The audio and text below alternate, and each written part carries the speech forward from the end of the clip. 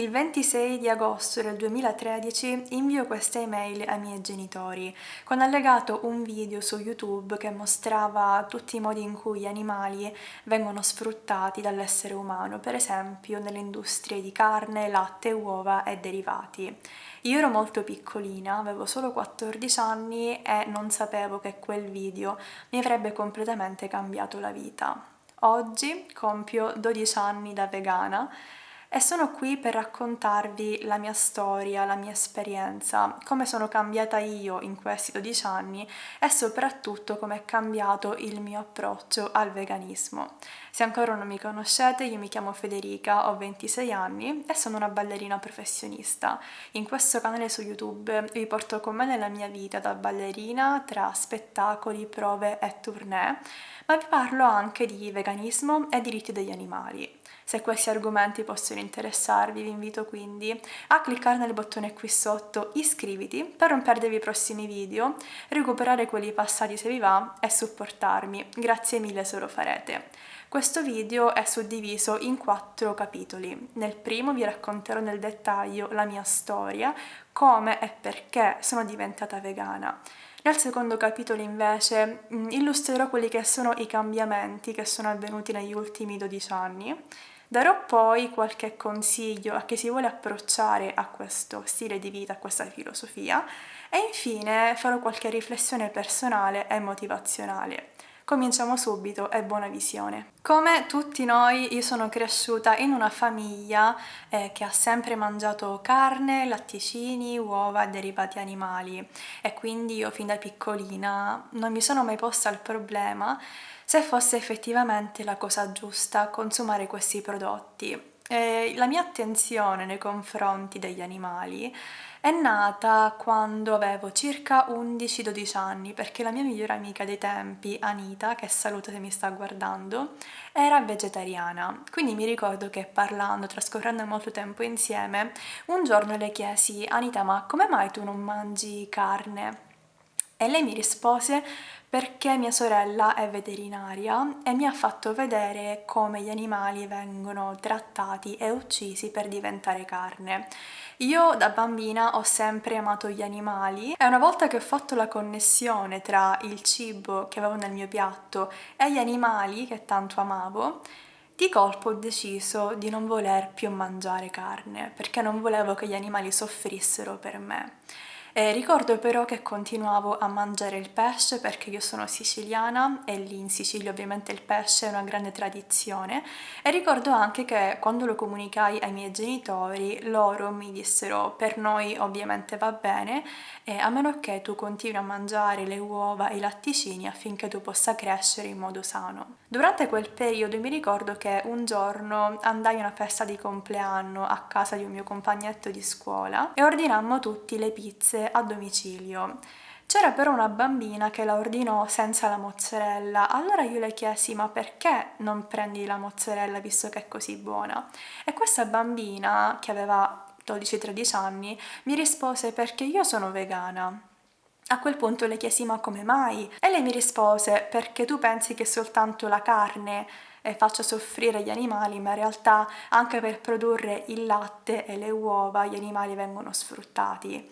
A quel punto io pensai: no, io non sarò mai vegana perché non potrei mai rinunciare al formaggio e poi secondo me le mucche fanno il latte lo stesso. Quindi guardai quella bambina un po' male, la salutai e me ne andai. In realtà non sapevo che pochi mesi dopo mi sarei informata e avrei scoperto che in realtà quella bambina aveva ragione e che se volevo essere coerente al 100% con i miei valori e quindi se volevo veramente rispettare gli animali al 100%, continuare a consumare i prodotti derivati come il latte, i formaggi, le uova non aveva più alcun senso. Quindi cominciai a ricercare su internet più informazioni a riguardo e mi imbattei in quel video che poi inviai ai miei genitori, che faceva vedere appunto come le mucche non facessero il latte perché erano mucche, ma perché erano madri, così come noi donne produciamo il latte dopo che partoriamo, quindi venni a conoscenza del fatto che i vitelli vengono separati dalle loro mamme una volta nati perché il latte destinato a loro deve essere raccolto e poi venduto e consumato dagli umani. venni a scoprire che l'industria della carne di vitello è un'industria che nasce dall'industria del latte, perché i vitelli sono uno scarto per quell'industria. Scoprì anche che le mucche da latte, una volta che vengono sottoposte a molteplici gravidanze forzate, quando non sono più produttive e sono completamente esauste, vengono anche loro portate al macello, e scoprì anche tutto quello che si cela dietro le uova, le pellicce e tutti i prodotti di origine animale. A quel punto lo comunicai ai miei genitori e gli dissi: mamma, papà, io non voglio più mangiare né gli animali né i loro derivati, quindi voglio diventare vegana. Mi ricordo che mia mamma stava preparando la cena, stava cuocendo forse un uovo alla cocco, comunque stava cucinando dei prodotti di origine animale. Si è fermata, mi ha guardata e mi ha detto: Fede, tu hai ancora solo 14 anni, devi crescere. Tra l'altro ancora non mi ero sviluppata, quindi i miei genitori temevano che un'alimentazione vegetale per una bambina così piccola non fosse l'ideale. Poi però per fortuna si sono informati col medico, hanno chiamato il mio pediatra e lui ha detto che se avessi compensato con proteine di origine vegetale o comunque se mi fossi alimentata in modo sano, bilanciato, con qualche accortezza in più, sicuramente era un'alimentazione che poteva tranquillamente essere seguita da me. E così feci, perché io da un momento all'altro decisi che non volevo più assolutamente mangiare quei prodotti e per me vederli anche soltanto mi dava già la nausea e non potevo immaginare di poter resistere ancora per troppo tempo consumandoli. Per fortuna non ho avuto nessun problema nel modificare la mia alimentazione, perché i miei genitori decisero in quel momento anche loro di diventare vegani. Mi ricordo che gli mostrai i video che avevo visto io, li informai su tutto quello che avevo imparato e loro mi dissero: sì, effettivamente hai ragione e non c'è nulla che ci ferma dal seguire questa tua decisione. Quindi ebbi comunque la fortuna di essere accompagnata in questo percorso da mia mamma e mio papà, quindi la spesa la facevamo insieme, abbiamo cucinato insieme i primi piatti, sperimentavamo insieme in cucina, quindi per me la transizione dal punto di vista alimentare non è stata per niente difficile, anzi, grazie a questa transizione ho scoperto moltissimi sapori, moltissimi prodotti che prima neanche conoscevo. Per quanto riguarda la reazione di amici e familiari una volta comunicata questa nostra scelta, purtroppo abbiamo avuto dei problemi in famiglia, soprattutto da parte dei nonni o di alcuni zii e parenti più stretti, perché non tutti sembravano comprendere le nostre motivazioni, però col tempo si sono abituati, per così dire. Noi comunque non abbiamo mai cercato di imporre la nostra scelta a nessuno, quindi abbiamo sempre cercato, per esempio per le cene di Natale, di portare noi il cibo cucinato da noi, così da non dover pesare, non dover dare nessun tipo di problema a chi ci ospitava, a chi preparava la cena per tutti. Ovviamente per noi sarebbe stato meglio se loro avessero capito e avessero seguito questa nostra decisione, però per amore di pace abbiamo cercato sempre in questi anni di non far mai pesare la nostra scelta sugli altri e di mantenere sempre e comunque rapporti rispettosi. E per quanto riguarda i miei amici invece, anche io a scuola, considerate che andavo in terza media, poi anche al liceo, il mio essere vegano non mi ha mai fatto sentire diversa dagli altri, perché era una cosa molto normale per me, e ho avuto anche amici che non mi hanno mai fatta sentire diversa. Anche quando andavo per esempio in pizzeria sceglievo semplicemente la pizza senza la mozzarella, o quando andavo alle feste di compleanno chiamavo prima per chiedere di farmi trovare qualcosina anche per me, quindi su questo punto di vista non mi sono mai sentita esclusa, però mi sarebbe comunque piaciuto avere degli amici vegani con cui poter condividere non soltanto il cibo, perché il cibo alla fine è soltanto una piccola parte di questa filosofia, ma soprattutto per avere la libertà di stare con un gruppo di persone senza doversi giustificare ogni volta del motivo per cui si sceglie di non mangiare determinati alimenti. Molte persone mi chiedono: hai notato dei cambiamenti nel tuo modo di danzare da quando sei diventata vegana?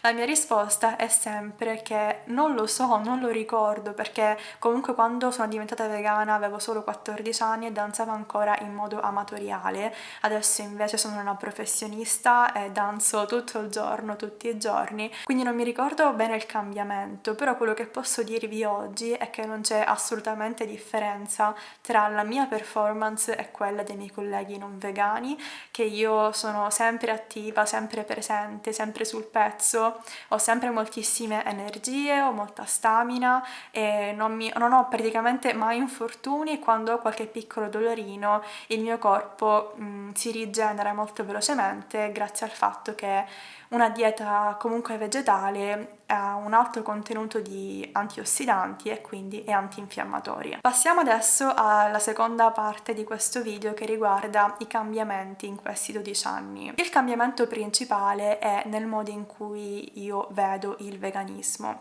Infatti prima, quando sono diventata vegana e per i 9 anni successivi, per me il veganismo era una scelta personale, quindi non mi interessava assolutamente cosa facessero gli altri, non ne parlavo con gli altri e quando mi chiedevano qualcosa ero molto timida e cercavo di evitare l'argomento perché mi sembrava anche abbastanza scomodo. Considerate comunque che ero molto piccola e che in quel periodo mi sono trasferita a Milano per studiare alla Scala, quindi era un periodo per me molto complesso e l'ultimo dei miei problemi era parlare alle persone del veganismo. Oggi invece il mio approccio è completamente cambiato perché oggi io mi vedo come parte di un movimento e di una rivoluzione per la liberazione animale e di conseguenza quando le persone mi dicono che essere vegani è una scelta personale o che non esserlo è una scelta personale, non mi ritrovo più d'accordo perché una scelta personale cessa di essere tale quando vi sono delle vittime coinvolte. La tua scelta personale può essere se acquistare una maglietta verde oppure gialla, se mangiare il gelato alla fragola oppure al limone. Sono tutte quelle scelte che comunque non intaccano nessun altro. Ma quando le tue scelte hanno delle conseguenze in altri individui che seppur non vedi sono lì, e che non hanno la possibilità di scegliere se essere sfruttati e uccisi oppure no, a quel punto la tua scelta non è più personale, ma una conseguenza che seppur nascosta è sempre lì. Per questo io oggi faccio anche attivismo e il mio sogno, il mio obiettivo è quello che un giorno il mondo diventi vegano. Se noi sostituiamo la parola vegano con rispettoso nei confronti degli animali, sono sicura che tutti mi troveranno d'accordo quando dico che spero che un giorno smetteremo di vedere gli animali come degli oggetti, delle merci, dei beni da poter sfruttare a nostro beneficio o per nostro guadagno, divertimento, ma come degli individui, degli esseri senzienti che possono provare dolore, emozione, che non vogliono morire, che vogliono vivere, che vogliono avere una libertà e che non meritano di essere sfruttati, ma soltanto di essere rispettati e di essere lasciati da soli. Molte persone pensano che gli attivisti vegani vogliano imporre le proprie idee agli altri. In realtà, dopo tanti anni di attivismo, vi posso confermare che non è così, perché ogni volta che io parlo con le persone per strada, la prima domanda che gli pongo è: secondo te gli animali andrebbero rispettati? E tutti mi rispondono sempre sì.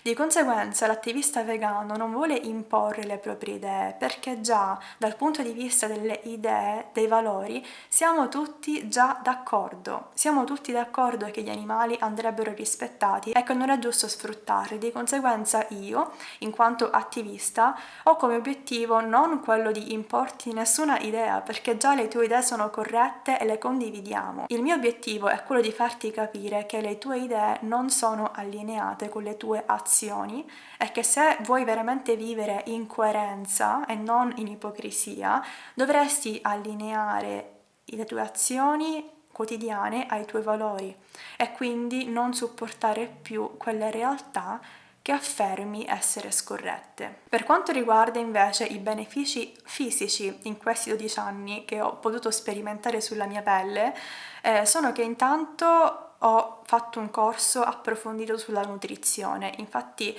purtroppo una grande pecca del sistema scolastico italiano è quella che non insegna a mangiare in modo corretto. Vediamo troppi bambini malnutriti, bambini che vengono portati al McDonald's, ai fast food, non sanno cosa siano le proteine, i carboidrati, i grassi, gli omega 3. Invece, quando tu diventi vegano, al contrario, ti inizi a inizia una curiosità, ti inizi a informare e scopri tantissime cose importanti sul tuo corpo e come farlo funzionare al meglio attraverso la nutrizione. Quindi per me essere vegana anzi è stato un modo per scoprire tante cose interessanti che oggi applico nella mia vita, e dopo 12 anni posso affermare di essere la prova vivente che quello che la scienza afferma è vero, ovvero che assumendo un numero sufficiente di calorie e variando la propria alimentazione è possibile assumere tutti i nutrienti indispensabili per il nostro corpo, con l'unica eccezione di integrazioni di vitamina B12 e vitamina D. Comunque io non sono una nutrizionista,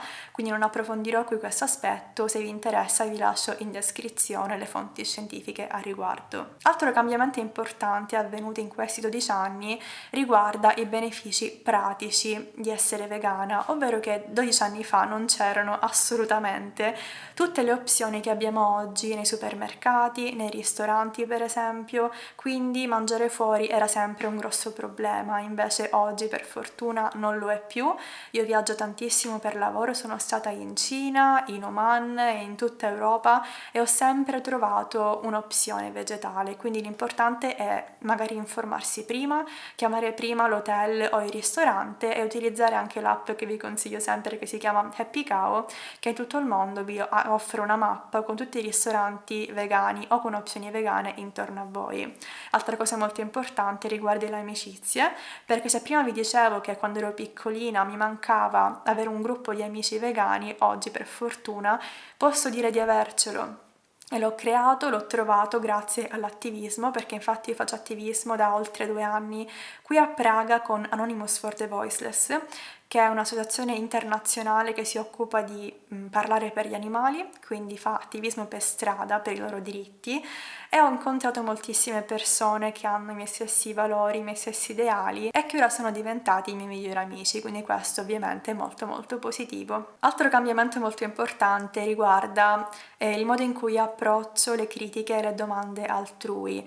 Ovviamente c'è da fare una premessa molto importante, cioè che prima avevo solo 14 anni e ora ne ho 26, quindi sono cresciuta a prescindere, ho fatto molte esperienze, sono maturata, non sono più una bambina, quindi ho comunque una consapevolezza differente quando parlo di qualsiasi cosa rispetto a quando ero una piccola ragazzina, però nello specifico quando parlo con le persone riguardo al veganismo, visto che faccio attivismo, visto che ho molta esperienza a riguardo, quando parlo con le persone lo faccio sempre con chiarezza e gentilezza e rispetto, però quello che mi aspetto dagli altri è che loro rispettino non soltanto me ma anche gli animali.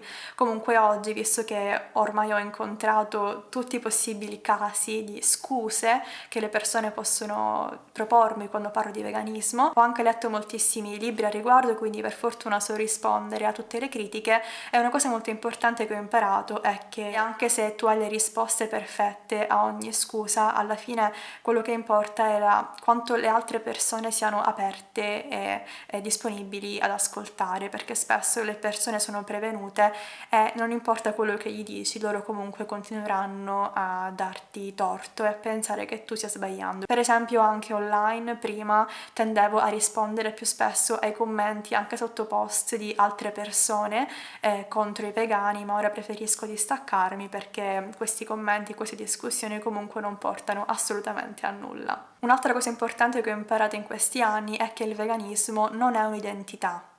Il veganismo è il principio etico per cui l'essere umano dovrebbe vivere senza sfruttare gli altri animali, ma rispettandoli. Essere contrari a un'ingiustizia non è un'identità.